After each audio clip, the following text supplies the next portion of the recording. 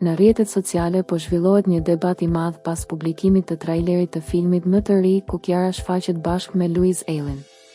Në vend që projekti të pritej me entuziazëm, moderatorja është përballur me një valë të pazakontë komentesh negative, të cilat ajo beson se vijnë nga profile të rreme të krijuara vetëm për ta sulmuar.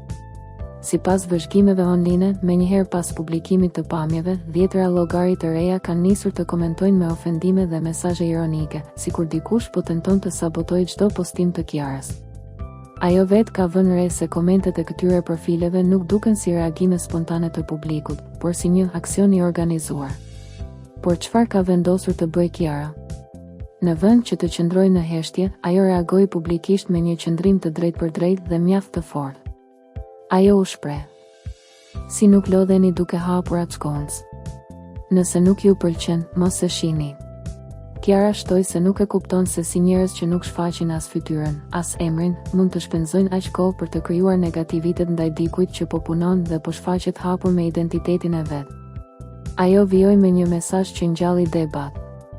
Imagjino të mos kesh emër, foto apo identitet, por të kesh mendim për çdo gjë. Flisni, shkruani, shpikni unë jam këtu me emër, me fytyrë dhe me jetë. Ju vazhdoni me komentet, unë vazhdoj me suksesin. Ky reagim ka rikthyer vëmendjen te problemi i bullizmit online dhe presionit që artistët përjetojnë sa herë hedhin një projekt të ri në publik. Fenomeni i llogarive fake, që shpesh përdoren për të përhapur negativitet pa përgjegjësi, po diskutohet gjerësisht edhe nga ndjekësit e thjeshtë. Si mendoni ju, a duhet rrjetet sociale të ndërhyjnë më fort kundër profileve fake dhe bullizmit online? A e keni parë edhe ju këtë fenomen në internet?